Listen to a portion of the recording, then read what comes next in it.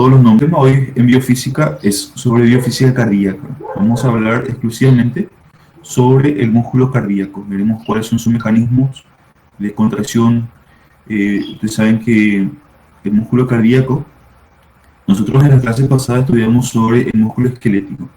La diferencia entre el músculo esquelético y el músculo cardíaco es que el músculo cardíaco tiene dos tipos de fibras. Tiene una fibra que es contráctil y tiene otra fibra muscular que es autoexcitable, que se encarga de conducir la actividad eléctrica a lo largo de todo el músculo para que se pueda contraer. El músculo cardíaco debe contraerse de manera rítmica. Entonces, para eso están las fibras especializadas que les estaré explicando más adelante. Y la otra característica es que la contracción tarda un poquito más que de los músculos esqueléticos. Vamos a ver algunas características. Hay algunas diferencias con respecto al mecanismo de contracción y conducción eléctrica a través de los músculos cardíacos. Bueno. Voy a apagar mi cámara para aumentar la presentación y veremos nuevamente más tarde. Vamos a ver cómo creo que el tiempo de votación tiene, o sea, la votación tiene un tiempo nada más, no sé hasta cuántos minutos, no me aparece ahí. De repente sí voy a pasarles después quiénes votaron, los nombres de quienes votaron, y los que no votaron, ahí me van a escribir abajo, los que no aparecen sus nombres, al término de las clases. Entonces vamos a continuar con esta clase. Voy a apagar mi cámara para aumentar la presentación. Entonces, como ya le había comentado, hoy vamos a estudiar exclusivamente sobre el músculo cardíaco. El músculo cardíaco es el músculo que forma el corazón, que es un órgano que está formado por tres principales músculos, ¿no? El músculo auricular, el músculo ventricular y las fibras musculares especializadas. Las fibras que son especializadas, ¿no? Que se encarga de excitar y conducir la actividad eléctrica sobre el músculo. Él está explicando cómo ocurre eso. Bueno, entonces, el músculo auricular y el ventricular se contrae de manera muy similar al músculo esquelético. Prácticamente tienen las mismas características, solo que la duración, en estos casos, del músculo cardíaco, la duración de la contractilidad, de la contracción, es mayor la duración. No obstante, las fibras especializadas de excitación y de conducción se contraen solo débilmente porque contienen pocas fibrillas contráctiles. En cambio, presentan descargas eléctricas rítmicas, automáticas, en forma de potenciales de acción o conducción de los potenciales de acción de todo el corazón, formando así un sistema excitador que controla el latido del ritmo. Entonces, el músculo cardíaco es prácticamente de la misma función, tiene la misma función que los músculos esqueléticos. Es muy similar al músculo esquelético, pero este músculo, que es el músculo cardíaco, tiene unas fibras especializadas, otras fibras especializadas que se encargan de transmitir los impulsos eléctricos de manera rítmica a todo el corazón. Ya estaré explicando cómo ocurre eso. Entonces, durante la contracción del miocardio, el miocardio se le llama miocardio al músculo que recubre el corazón, se llama miocardio, y esto, cuando se contrae, permite que la sangre se bombee o se transporte a los grandes vasos sanguíneos, hacia los tejidos. Entonces, esa sería la función del corazón, bombear la sangre hacia los tejidos, y se bombea gracias a las contracciones de los músculos, del músculo cardíaco en este caso. Bueno, ustedes saben que las fibras musculares cardíacas se le llaman cardiomiocitos y son aproximadamente 20 millones de los cardiomiocitos. Las células de las fibras se llaman cardiomiocitos. Y el músculo en sí, en general, se llama miocardio. El músculo cardíaco es el miocardio. Bueno, presenta la característica de que sea de un solo núcleo, presenta unas bifurcaciones que permite que una fibra se una con la otra y se llaman discos intercalares. Esas bifurcaciones se llaman discos intercalares. Le voy a mostrar una imagen que son los discos intercalares.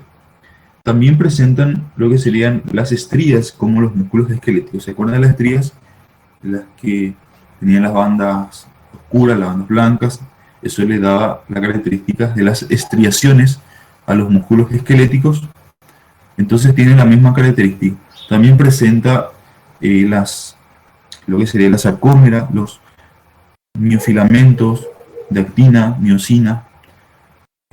También presenta el cardiomiocito, que es la fibra muscular cardíaca. También contiene el retículo sarcoplásmico, la cual contiene calcio almacenado, pero en este caso el retículo sarcoplásmico está menos desarrollado que en el retículo sarcoplásmico del músculo esquelético. Entonces, es menos desarrollado el retículo sarcoplásmico en este músculo. Por ende, hay poca cantidad de calcio en el retículo sarcoplásmico de este músculo. El calcio entonces se va a requerir desde el espacio extracelular. Entonces el calcio que va a utilizar también proviene desde el espacio extracelular, que le estaré explicando más adelante qué es lo que ocurre. Entonces hay algunas diferencias, hay otras que tienen similitudes, características similares, y características, algunas pequeñas características diferentes al del músculo esquelético. Entonces aquí tenemos el cardiomiocito, que son las fibras musculares cardíacas. Ven cómo presenta también las estrías transversales, pero estas células tienen un solo núcleo en el centro, es un núcleo central, uninucleada, a diferencia del músculo esquelético. Se acuerdan que tenía varios núcleos, este tiene solo un núcleo y emite una ramificación, una rama que se comunica con la siguiente o con los cardiomiocitos que están, cardiomiocitos vecinos, digamos, que están al lado de ellos. A diferencia del músculo esquelético, ellos no se unían. El músculo esquelético era así, que ve una fibra, aquí otra fibra, todos separados. En este caso, el músculo cardíaco se unen, hay unas uniones sincitiales, también se le puede llamar, formados por discos intercalares. Entonces se unen a través de discos intercalares. Entonces ven, estas uniones aquí se llaman discos intercalares. Entonces, esa es la característica del músculo cardíaco, estriado cardíaco. Ellos se unen a través de los discos intercalares y esa unión permite que la corriente eléctrica que se genere en un lugar, en un punto del músculo cardíaco, ellos se transmitan a lo largo a todas las fibras de manera continua y dirigida, direccionada hacia una dirección. Entonces, estas uniones permiten que la corriente eléctrica continúe desde una fibra a otra fibra vecina. Entonces, eso es lo que les permite las uniones o los discos intercalares. Entonces, esta unión aquí se llama discos intercalares. Son los discos de una D intercalar, ¿verdad? Discos intercalares. Aquí tienen el nombre, discos intercalares. Entonces, esto permite, la unión a través de los discos intercalares permite que la actividad eléctrica, que se facilite el impulso eléctrico de un cardiomiocito a otro, ¿no? Y eso permite el paso de iones desde una fibra a otra fibra y permite la conductibilidad, o sea, que se transmita continuadamente a una sola dirección la corriente eléctrica. Bueno, en estas uniones y los discos intercalares hay una estructura bien en el centro, digamos, que se llama, voy a pintar en celeste. Aquí en el centro hay una estructura que se llama uniones, hay una hendidura en realidad, hendidura que se llama unión o hendidura o unión gut junction, ¿verdad? Esta es una hendidura que se encuentra en los discos intercalares que permite el paso de iones desde una fibra a otra fibra. Entonces, a través de esas uniones o hendiduras tipo gut junction, permite el paso de iones desde una fibra a otra fibra, y eso permite, eso hace que se transmita la corriente eléctrica desde una fibra a otra a través de los iones.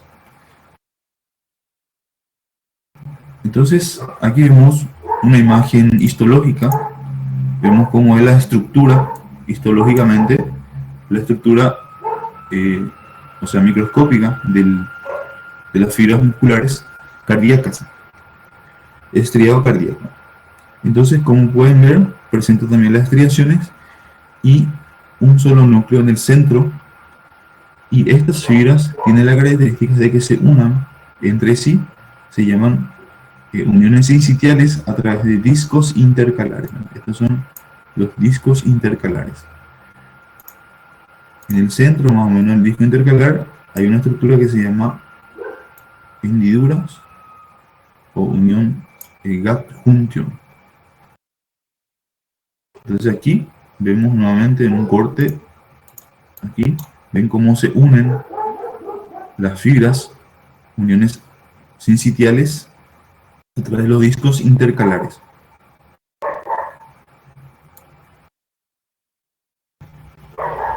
Esta es la hendidura o unión gut junction que se encuentra en el centro, prácticamente en el centro de los discos intercalares. Entonces, estas son las hendiduras por donde permite el paso de iones desde una fibra a otra fibra, y a través de ello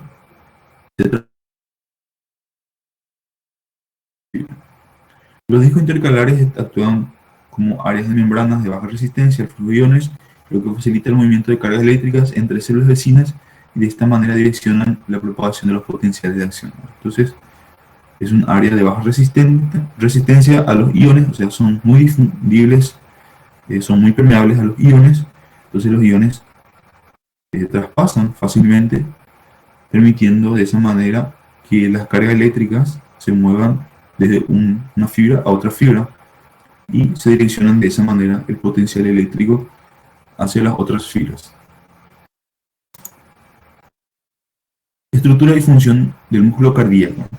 Entonces, el corazón, el músculo cardíaco, se conoce como miocardio. El miocardio, que es el músculo cardíaco, es un músculo de contracción involuntaria. Ustedes saben esa característica que ya les había comentado en la clase pasada, que el músculo estriado cardíaco y el músculo liso están inervados por el sistema nervioso autónomo o vegetativo. Son involuntarios, las funciones son involuntarias. Nosotros no podemos controlar las contracciones del miocardio, del músculo cardíaco. Este órgano en realidad se encuentra en el mediastino, por detrás del esternón, y es un tejido muscular estriado. El músculo cardíaco se encarga de bombear toda la sangre a través del sistema circulatorio mediante el proceso de contracción. Entonces, el músculo cardíaco se contrae, y eso permite que la sangre que se encuentra dentro de las cavidades del corazón se bombee, se inyecte hacia los grandes vasos, y de ahí para que pueda llegar hacia los tejidos.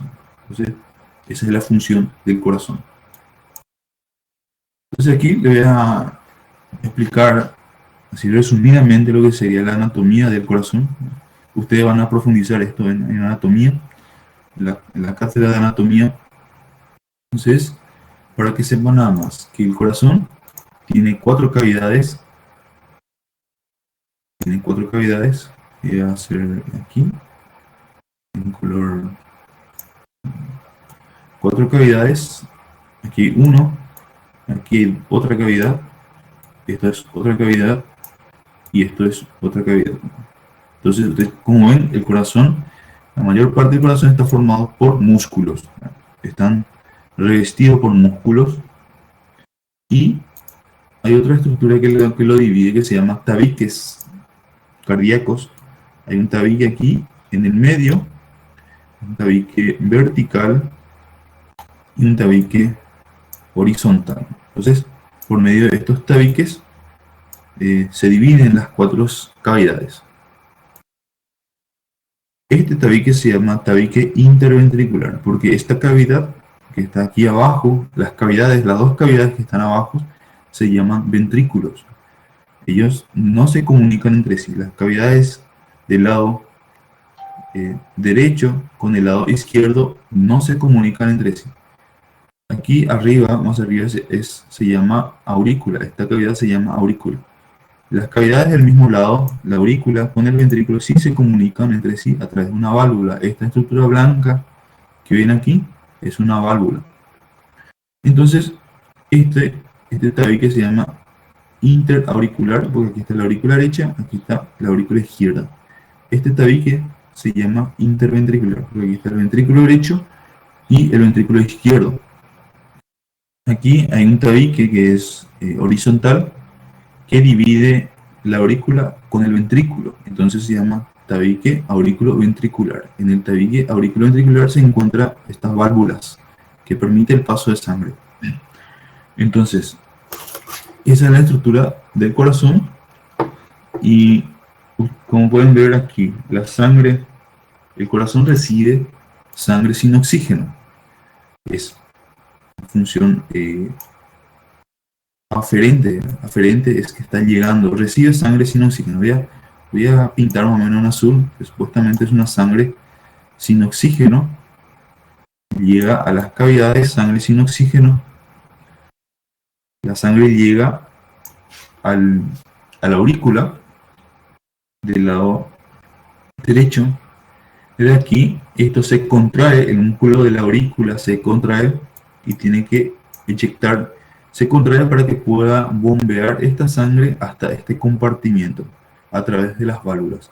Se contrae, se abre la válvula, la sangre pasa a este compartimiento que se llama ventrículo derecho. Del ventrículo derecho, esto se contrae y la sangre va hacia las arterias pulmonares. Las arterias pulmonares va a llevar la sangre hacia los pulmones, pulmón derecho y pulmón izquierdo. Entonces, eso es lo que ocurre. Entonces, este proceso de contracción se llama sístole. Las contracciones de los músculos de las cavidades, cuando se contraen, se llaman sístoles, y cuando se relajan, se llaman diástoles. Y esto ocurre de manera, digamos, tiene dos fases. La primera fase es la contracción. Cuando ocurre la contracción auricular, al mismo tiempo ocurre la relajación ventricular. Entonces esto se contrae y aquí se relaja para que la sangre pase a este compartimiento relajado. Y de esa manera ocurre. Entonces, sístole, diástole. Cuando hay sístole en la aurícula, ocurre diástole en el ventrículo. Cuando hay sístole en el ventrículo, cuando se contrae el ventrículo, aquí arriba en la aurícula hay diástole, se está relajando. Entonces esas son las dos fases del músculo, ¿verdad? La sístole y la diástole. Bueno, entonces, ¿qué ocurre? Cuando ocurre la diástole, la contracción aquí del ventrículo del lado derecho, la sangre se bombea a través de la arteria pulmonar y llega hacia los pulmones, pulmón derecho, pulmón izquierdo. ¿Ok? Entonces, ¿qué ocurre con la sangre cuando llega a los pulmones? Ustedes saben que el oxígeno llega hacia los pulmones, entonces esta es una sangre sin oxígeno, entonces se va a ir hasta los pulmones para recoger oxígeno, ¿no? Para intercambiar, para recoger prácticamente el oxígeno.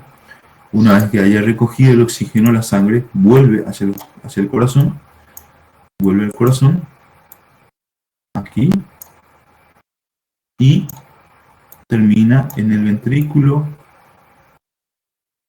del lado izquierdo. Aquí ocurre lo mismo, pasa por detrás, a través de las venas pulmonares, pasa por detrás y desembocan acá ambos. Y aquí aquí ya viene sangre oxigenada del ventrículo del lado izquierdo esto se contrae, la sangre tiene que llegar aquí,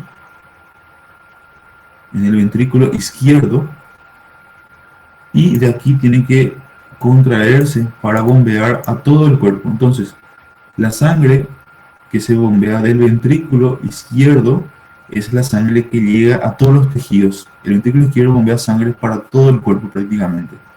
Entonces, por esa razón, necesita de más fuerza, porque hay más resistencia, hay más presión, entonces requiere de más fuerza. Por esa razón, podemos observar aquí que el ventrículo izquierdo, su espesor, ven, es mucho más grueso que el ventrículo derecho. Por esa razón, porque el corazón izquierdo, del lado izquierdo, requiere de más fuerza para poder inyectar toda la sangre, porque tiene que llegar hasta todos los tejidos. Entonces, esto luego ocurre de manera simultánea en ambas cavidades. Aquí arriba se contraen las dos aurículas y aquí abajo se contraen los dos ventrículos de manera simultánea. Entonces, cuando aquí se está contrayendo, aquí abajo los ventrículos se relajan en el mismo tiempo, ¿verdad? Se contraen al mismo tiempo las dos aurículas, se relajan al mismo tiempo los dos ventrículos. Se contraen al mismo tiempo los dos ventrículos y se relajan las dos aurículas al mismo tiempo. Entonces, de esa manera ocurre las contracciones cardíacas. Y entonces nosotros lo que vamos a estudiar es sobre la estructura o sea, vamos a ver cómo ocurren las contracciones del músculo cardíaco. El sistema de conducción eléctrica, entonces ustedes saben que las contracciones del músculo cardíaco son involuntarios, pero se tiene que contraer de manera rítmica para que ocurran las dos fases, la sístole y la diástole. Entonces, eso permite que se pueda inyectar la sangre de manera adecuada. Si hay una arritmia, supongamos que ocurre una contracción la cual está alterada, hay arritmia, a la vez que haya contracción auricular, también hay contracción ventricular, eso sería una patología, ¿verdad? Entonces, hay una inadecuada contracción, no se va a bombear sangre adecuadamente, entonces ocurre la arritmia.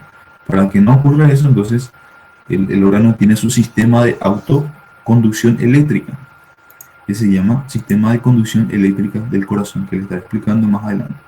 Entonces la actividad eléctrica empieza aquí y continúa hacia el vértice. Esto es la base, aquí arriba es la base, aquí es el vértice del corazón. Este es el trayecto de la actividad eléctrica del corazón. Entonces viene de esta manera, entonces aquí empieza la actividad eléctrica, el potencial de acción, y eso se transmite toda la actividad eléctrica hacia abajo, hacia el vértice, y más o menos este trayecto, y de manera direccionada. ¿Por qué ocurre eso? ¿Cómo ocurre eso? Gracias a los discos intercalares, ya que se inicia aquí el potencial de acción y eso va a permitir la transmisión de la corriente eléctrica a través de los discos intercalares a los diferentes cardiomiocitos de manera direccionada. Entonces, eso es lo que ocurre respecto a la actividad eléctrica. Las propiedades del músculo cardíaco, como ya le había comentado, hay dos tipos de fibras. Las fibras contráctiles, las que tienen las mismas características funcionales del músculo esquelético, presentan lo que sería la sarcómera, las miofibrillas, los miofilamentos, actina, miosina, utiliza calcio. Las dos proteínas contráctiles se deslizan entre sí, la misma función, ¿ok?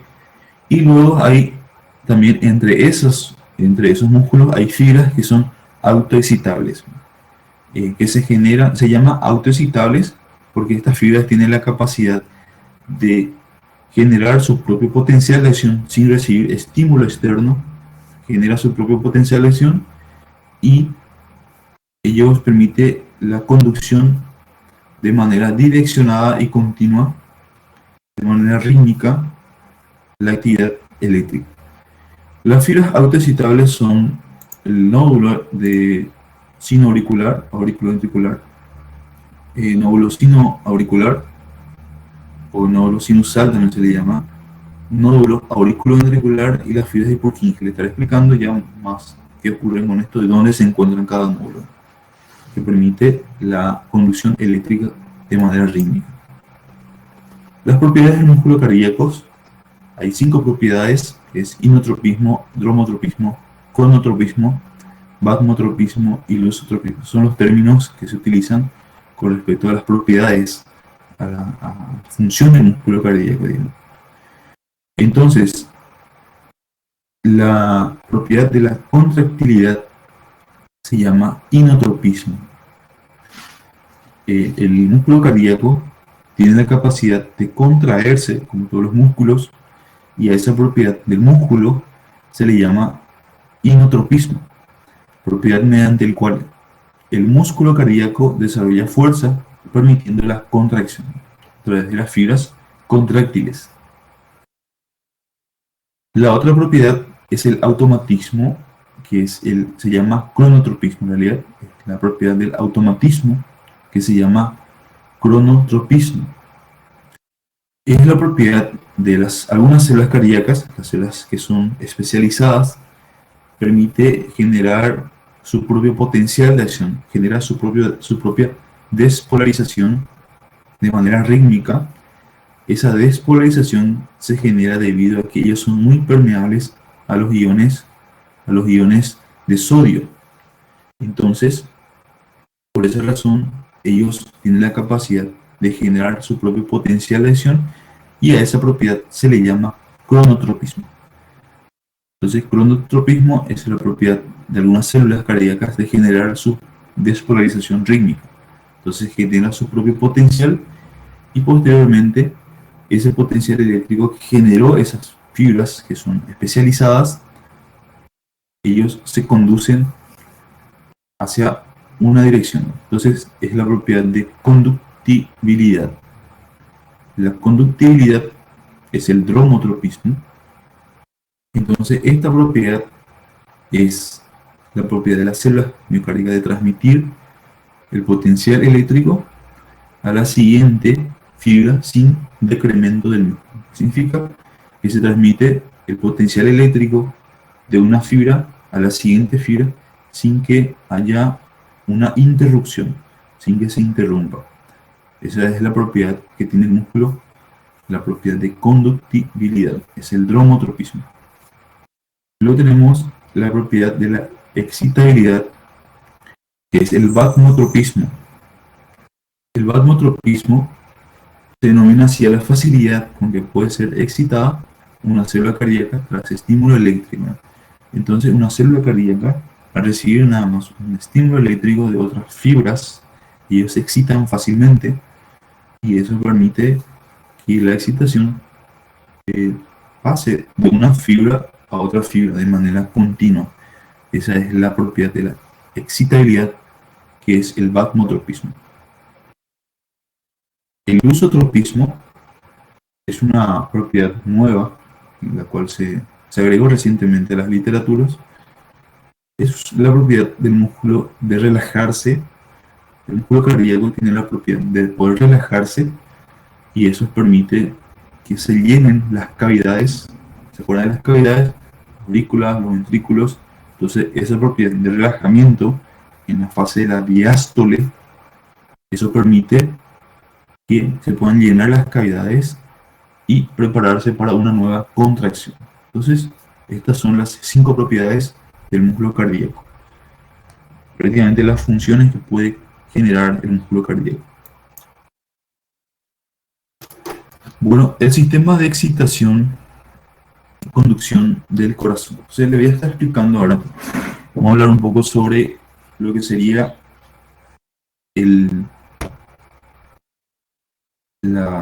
sistema de conducción eléctrica, sobre las células especializadas, cuáles son y cómo ocurre la corriente eléctrica a través de ello, la transmisión de corriente eléctrica.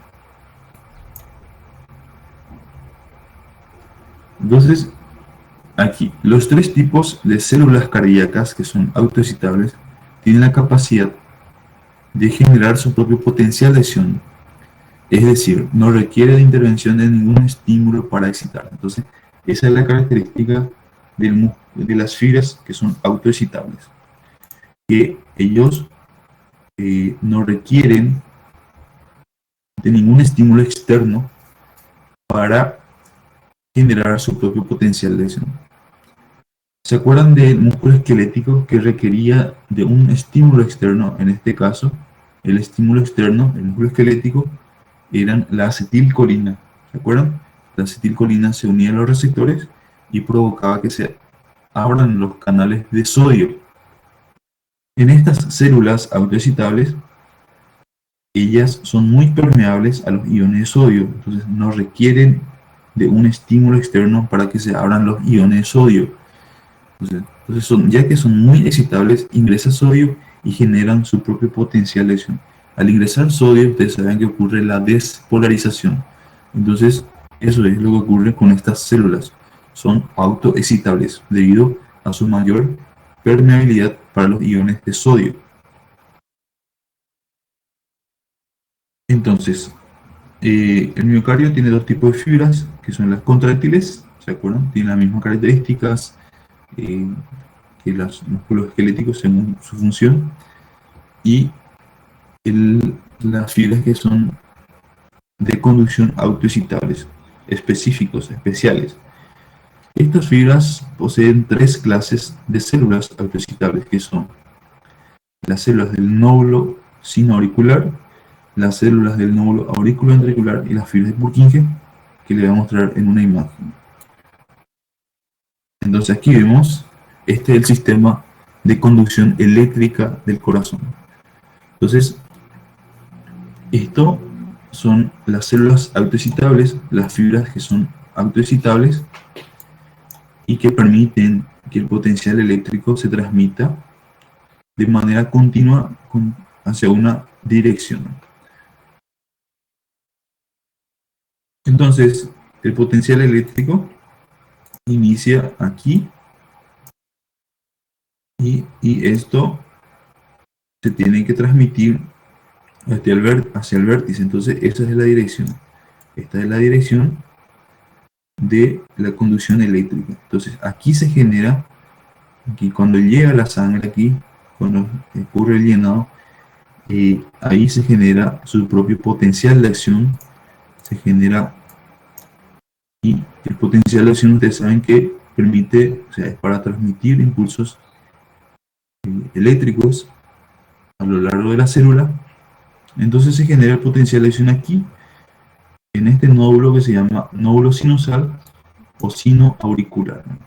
Este nódulo sinusal o sinoauricular se encuentra en la aurícula del lado derecho, en la pared posterior de la aurícula del lado derecho.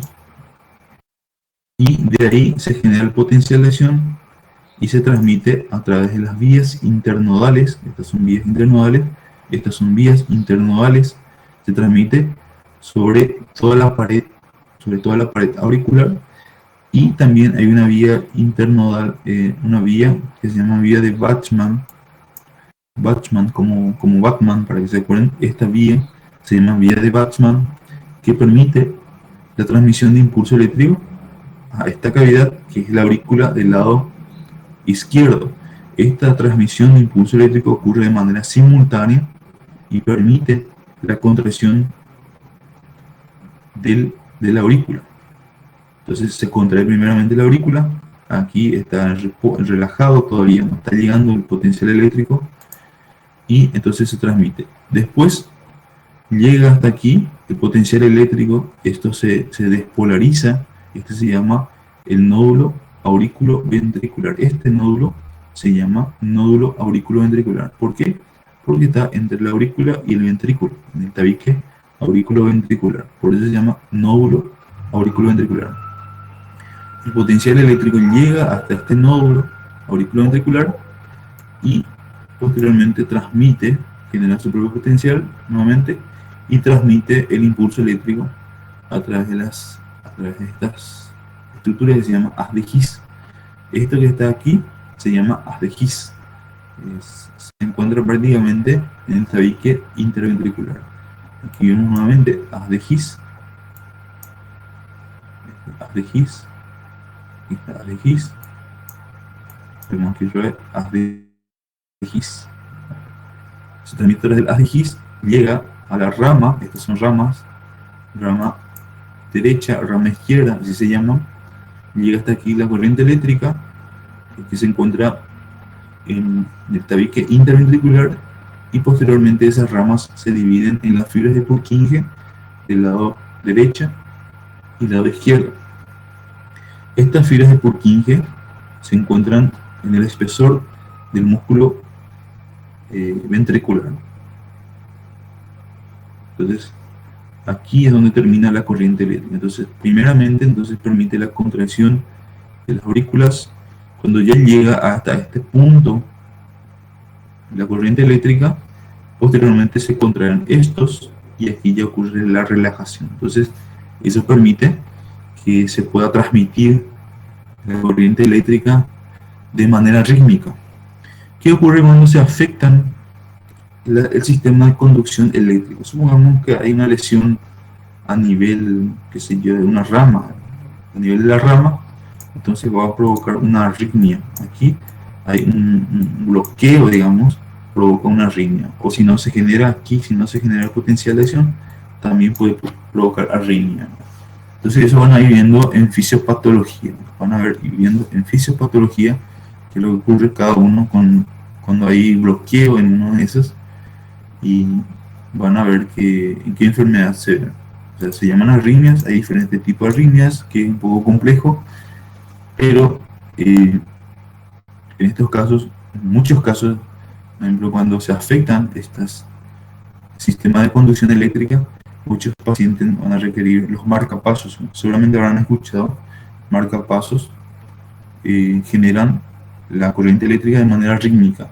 Esa es su función. Cuando ya no funciona este sistema de conducción eléctrica, los pacientes utilizan un aparato que emite la corriente eléctrica de manera rítmica, se llaman marcapasos.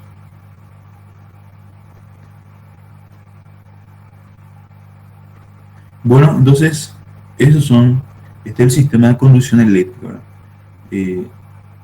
Lo que tiene que saber cuáles son los componentes que forman el sistema de conducción eléctrica: el nódulo sinusal, el nódulo auriculoventricular, el haz de His, la rama derecha, izquierda y las fibras de Purkinje. Entonces, de esa manera se transmite. La transmisión inicia en el nódulo sinusal y posteriormente continúa a las siguientes fibras autoexcitables, a las células autoexcitables. Entonces, de esa manera ocurren las contracciones cardíacas. Aquí podemos ver nuevamente que lo que ocurre: se genera el impulso en el nódulo sinusal, que es aquí, que se encuentra en la aurícula derecha. Esto se propaga a las aurículas a través de las vías internodales y pasa a la aurícula del lado izquierdo a través de una rama que se llama vías de Bachmann, se llama ramas de Bachmann, y de ahí después llega hasta aquí, hasta este punto que se llama nódulo auriculoventricular, y de aquí se transmite el haz de His. El haz de His se divide en rama derecha, rama izquierda, y luego termina en las fibras de Purkinje. En las fibras de Purkinje. Y ese sistema de conducción eléctrica del corazón. Bueno, vamos a ver cómo ocurre el potencial de lesión en el músculo, en la fibra muscular cardíaca. El potencial de acción en estos casos es un poco diferente que el potencial de acción en el músculo esquelético. En este caso hay 4 fases. Ya estoy explicando qué ocurre en cada fase. Y en esta imagen, a ver, bueno, aquí podemos ver en esta imagen qué es lo que ocurre. La fase 0, la fase 0 es aquí la fase 1, aquí la fase 2, la fase 3 y la fase 4. En la fase 0, entonces, ocurre lo siguiente. La célula se está despolarizando están ingresando sodio. Ingresa sodio. Ustedes saben que es muy permeable, en las células especializadas son permeables al sodio. Entonces, ingresa sodio. ¿Qué ocurre cuando ingresa sodio? Aquí estaba en reposo, aquí era negativo en reposo, aquí es positivo. Entonces, en la fase 0 empieza a ingresar sodio, esto se hace positivo, se vuelve electropositivo, hasta llegar a un umbral de más 45, este umbral más 45. ¿Qué ocurre aquí? Se cierran los canales de sodio, empieza a abrirse los canales de potasio. Se abren los canales de potasio, sale potasio, pero antes de continuar con la salida de potasio, esto se bloquea nuevamente en un punto para que puedan ingresar calcio. Entonces en la fase 1 sale potasio, en la fase 2 lo que ocurre es que se cierran los canales de potasio y empieza a ingresar calcio. Ustedes saben que en las células cardíacas, ya que está muy poco desarrollado su retículo sarcoplásmico, requiere de calcio del espacio extracelular. Entonces ocurre lo siguiente: ingresa calcio, también a la vez van ingresando sodio nuevamente, y esto permite que se aplane aquí esta gráfica, que se llama potencial en meseta, se llama este punto. Se está repolarizando y posteriormente se bloquea, se interrumpe la repolarización por la entrada de calcio. Posteriormente, en la fase 3 ocurre lo siguiente: se cierran los canales de calcio y sodio y empieza a salir potasio. Sale potasio. Ustedes saben qué ocurre cuando sale potasio. Ocurre la repolarización. Se está negativizando nuevamente y al llegar hasta un umbral en reposo, ya está la célula en reposo. Ustedes saben ya qué ocurre cuando la célula está en reposo. Actúa la bomba de sodio y potasio, sacando 3 de sodio e introduciendo nuevamente 2 de potasio, y de esa manera se mantiene el equilibrio, la electronegatividad del espacio intracelular. Bueno, entonces, y repetir, esta es la fase de aquí está en reposo de la célula. En la fase 0 ocurre lo siguiente: empiezan a ingresar sodio, esto se vuelve electropositivo. Al ingresar sodio se vuelve electropositivo hasta llegar a un umbral de más 45. ¿Qué ocurre hasta este punto? Ocurre que se abren los canales de potasio y se cierran los canales de sodio. Al cerrarse los canales de sodio ya no ingresa sodio, pero sale en potasio, ya que se abren los canales de potasio. Potasio tiene carga positiva, al salir va a disminuir la positividad, se vuelve electronegativo, pero al llegar a un cierto punto se interrumpe la salida de potasio, por la entrada de calcio. Ingresa calcio y sodio nuevamente, y aquí se cierra el canal de potasio y empiezan a ingresar calcio y sodio en la fase 2.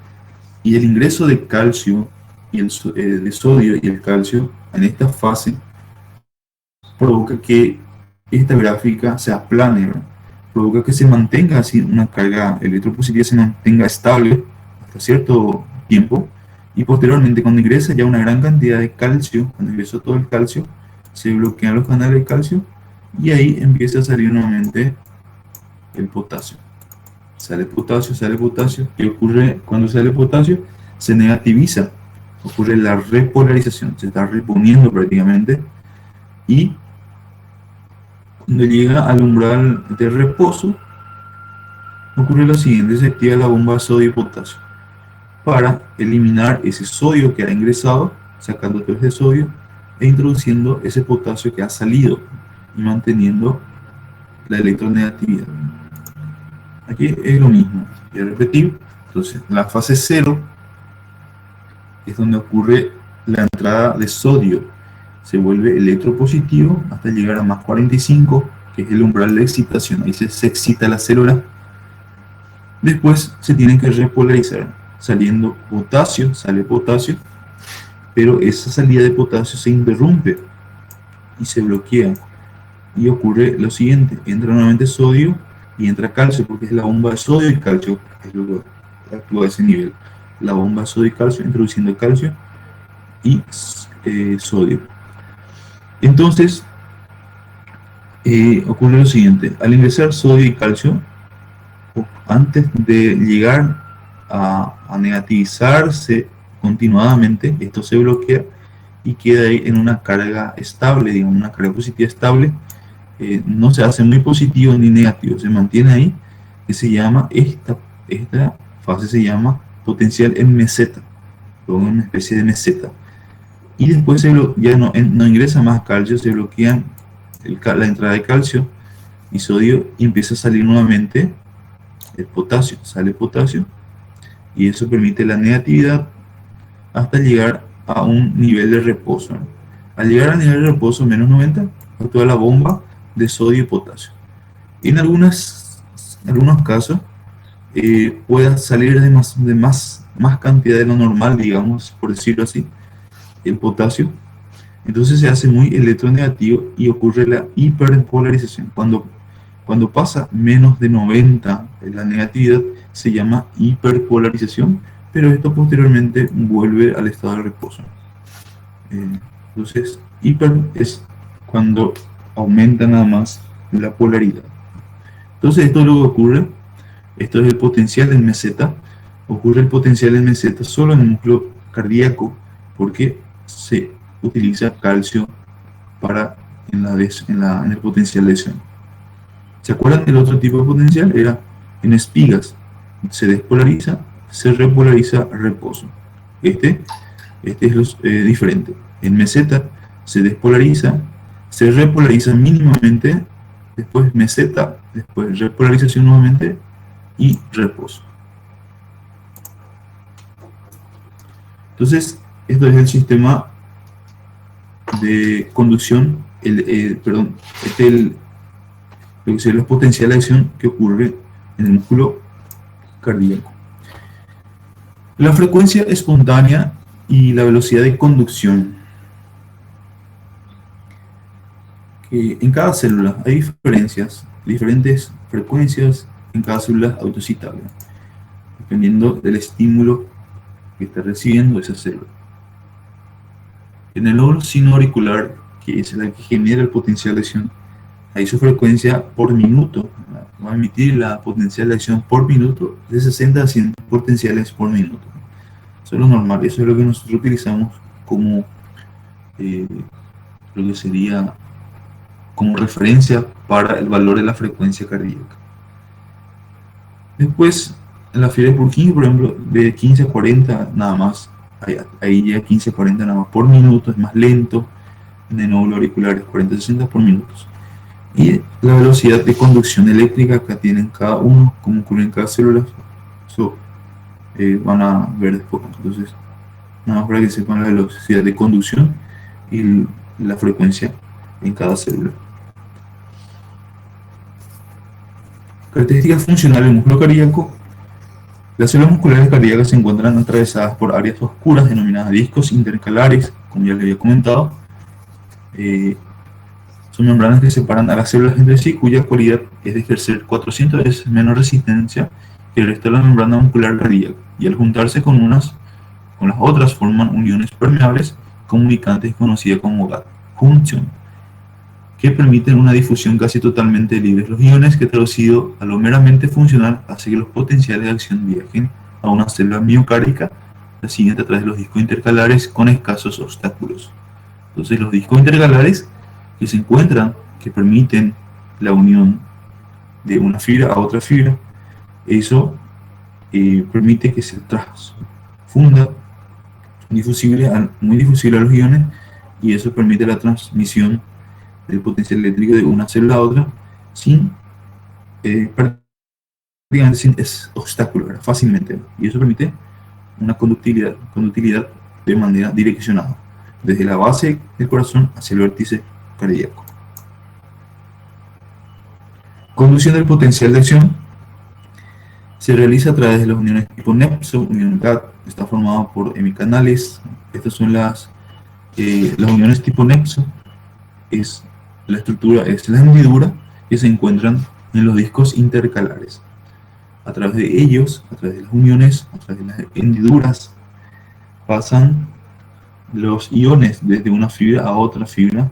Ese traspaso de iones se le llama conducción eléctrica, ya que lleva a transmitir el impulso eléctrico hacia las siguientes fibras. La transmisión de impulso nervioso es mucho más rápida y direccional. Las cargas pasan de una célula eléctrica a otra en forma de iones de potasio. Entonces los iones, en este caso el potasio, es la que va a traspasar de una fibra a otra fibra a través de los iones o hendiduras tipo GATT. La contracción del músculo cardíaco es esencialmente igual a la del músculo esquelético, ¿no? Tienen prácticamente las mismas características, presentan las bandas, presentan las miofibrillas que tienen la banda A, la banda I, y ahí se encuentran la sarcómera en el centro, entre la línea Z, ¿se acuerdan?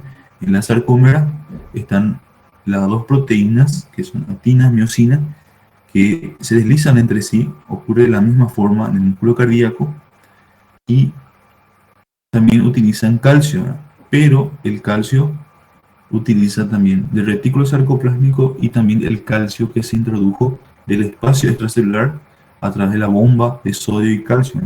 Lo que vieron, la bomba de sodio y calcio es la que actúa al momento del potencial de acción. Vieron que lo que provocaba esa que sería la meseta del músculo.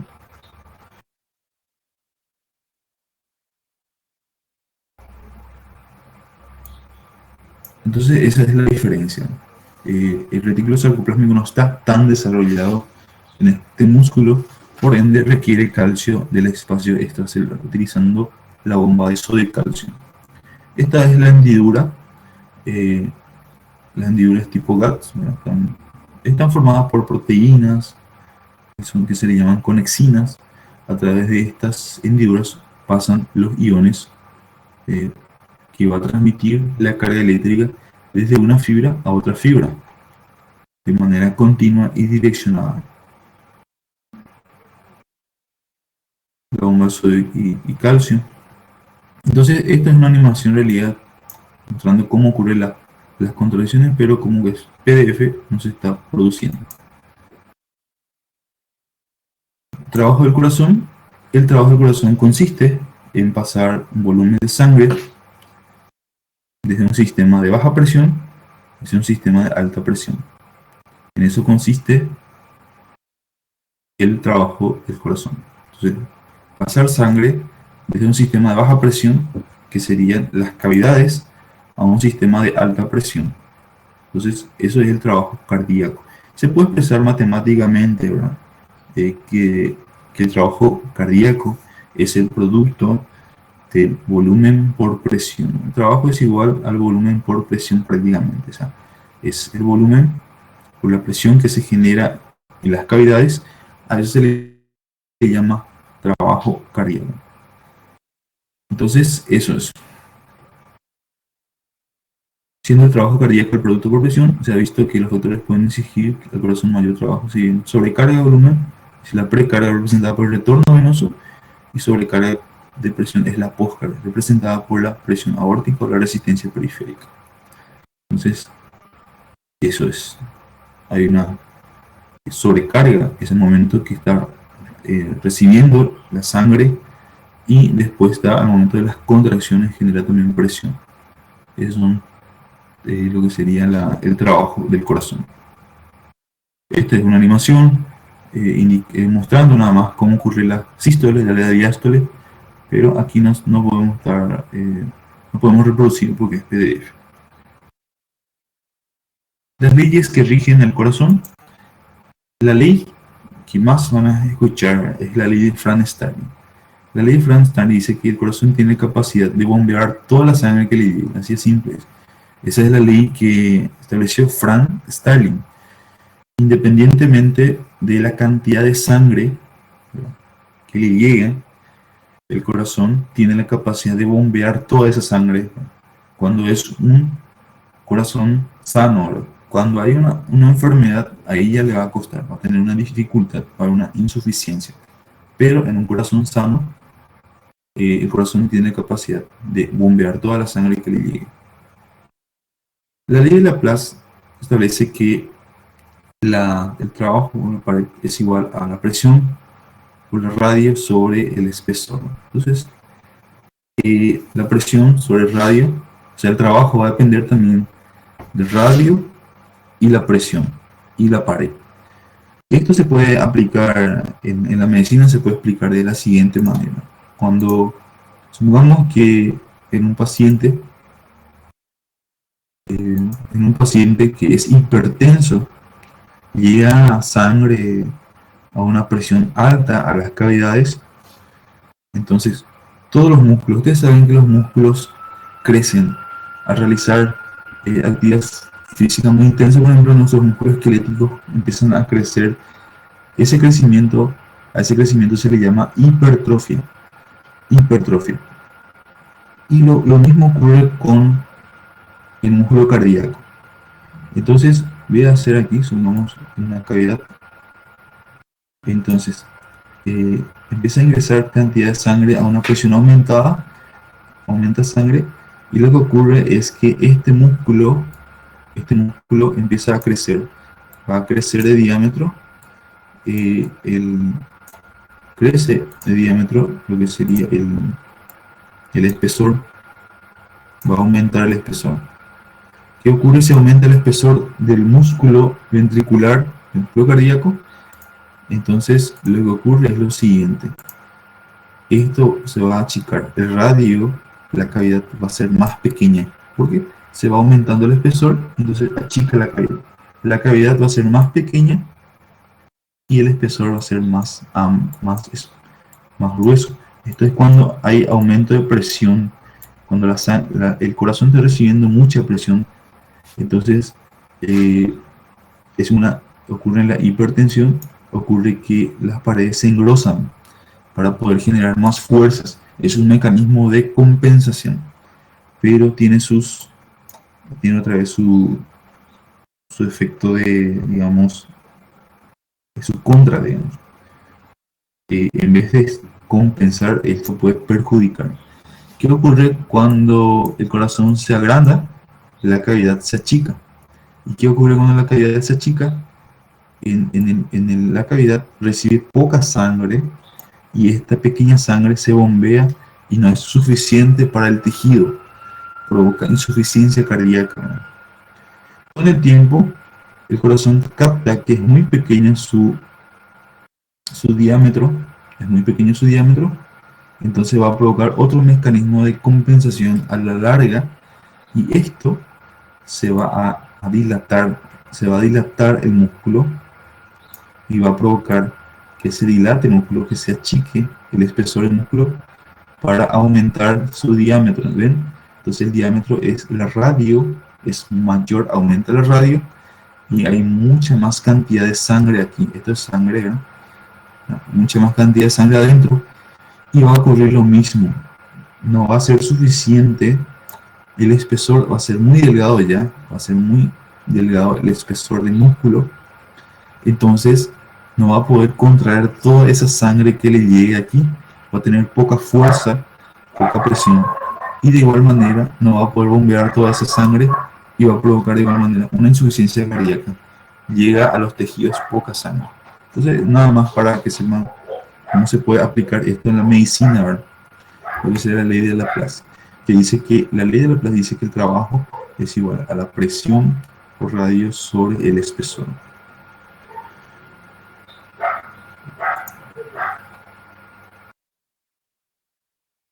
Entonces estos son los mecanismos, ¿verdad? Puede aumentar asimismo, disminuye el volumen. Al aumentar la presión, al inicio va a aumentar la pared y va a disminuir el volumen.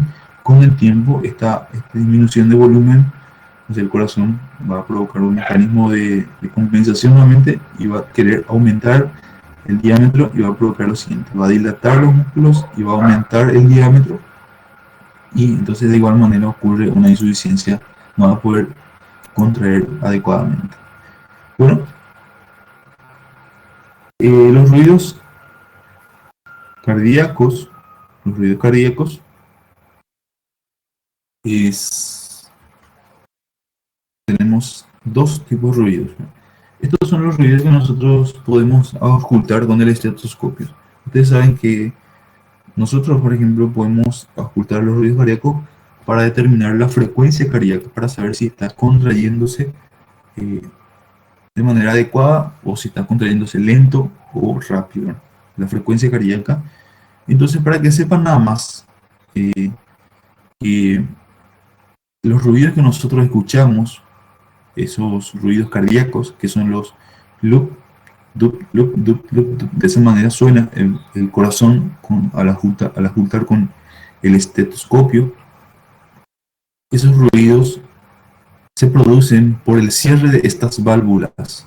Nosotros lo que ocultamos no es las contracciones no es las contracciones del músculo, sino que es el cierre de estas válvulas cardíacas. Entonces, el primer ruido, el loop, corresponde al cierre de las válvulas auriculoventriculares y el segundo ruido corresponde al cierre de las válvulas semilunares, que son estas. Esto van a estudiar mejor en clínica médica, van a comprender para qué se utilizan, porque hay que saber qué ruido es, cuál es el primer ruido y cuál es el segundo ruido, ¿verdad? Pero nada más para que les adelanto que lo que nosotros ocultamos es el cierre de las válvulas cardíacas. Entonces, eso nada más, ¿verdad? Entonces, el primer ruido, el loop, corresponde al cierre de la válvula auriculoventriculares, estas, tricúspide y mitral. Este se llama válvula tricúspide, este mitral. Entonces, el primer ruido, el loop, está en relación con la contracción cuando se contraen las aurículas, los ventrículos, perdón, cuando se contraen se cierran estas válvulas y la sangre llega hasta estos lugares, a través de estos vasos. Esta es la arteria pulmonar, esta es la arteria aórtica. Entonces, nosotros cuando se contrae escuchamos el cierre de esto, el loop, ¿no? Y después cuando se cierran, el segundo ruido es el dup, ya es cuando se relaja el músculo. Cuando se relaja aquí, aquí se cierra, se va a cerrar esto y aquí se relaja. Es el loop, es el dup. De esa manera van a diferenciar ahora más. En clínica van a aprender mejor esto para saber determinar cuál es el sonido, si es loop, si es el momento de la contracción o si es el cierre. Se utiliza para determinar muchas enfermedades también. Pero ahora nosotros, al menos para saber la frecuencia cardíaca, tenemos que ocultar el corazón. Entonces, la fase sistólica, la fase diastólica. El primer ruido corresponde a la fase sistólica, es la contracción, y el segundo ruido corresponde a la fase diastólica, la relajación. El loop, dup, loop, dup. Entonces, eso es. Supongamos que escuchas un ruido y a la misma vez sentís la pulsación. Significa que es el primer ruido, el loop, que es la fase sistólica. Bueno, entonces eso van a ir aprendiendo mejor en clínica médica, van a comprender mejor esa parte. Pero lo que quiero que sepan nada más es que los ruidos se producen por el cierre de las válvulas, ya sea auriculoventriculares y las válvulas sigmoideas de la arteria pulmonar y la arteria aórtica. Estos son los lugares donde uno puede colocar la campanita del esteto. Aquí. Quiere escuchar la válvula aórtica o la válvula pulmonar, o la tricuspidea o la mitral, ¿verdad? Entonces, aquí ya tenés la referencia. Segundo espacio intercostal, paraesternal izquierdo, paraesternal izquierda, cuarto espacio intercostal, quinto espacio intercostal hemiclavicular. Bueno, entonces esto es una animación con sonido también, pero les paso el video ahí en el link en el iClass, ahí está el video para que puedan, de repente si quieren ver cómo ocurren los ruidos. Y eso es todo, gente. Gracias por la atención. Si hay algunas preguntas, pueden hacerlas.